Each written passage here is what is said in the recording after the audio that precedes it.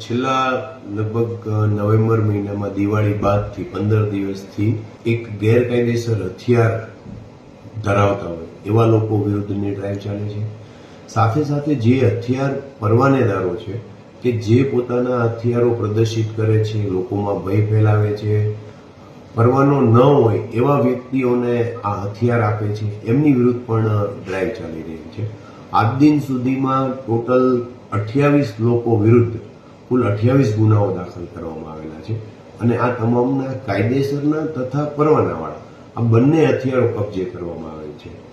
જે લોકો પરવાનો ધરાવતા હોય અને એ હથિયારની શરતોનો ભંગ કરશે એમના પરવાના રદ કરવા માટે લાયસન્સ ઇસ્યુ કરનાર ઓથોરિટીને અમે દરખાસ્ત કરેલી છે અને તમામના પરવાના રદ કરવાની કાર્યવાહી વહીવટીતંત્ર દ્વારા હાથ ધરવામાં આવેલી છે.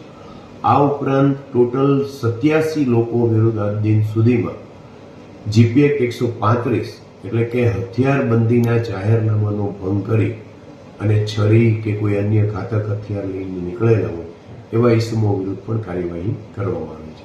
આ ઉપરાંત રોજે રોજ અલગ અલગ વિસ્તારની અંદર કોમ્બિંગ હાથ ધરે છે. આ કોમ્બિંગની અંદર કારણ વગર પાનના ગલ્લે, કોઈ પણ જાહેર જગ્યાએ મોડી સુધી બેસી રહેતા અસામાજિક તત્વો અને કેટલાક યુવાનો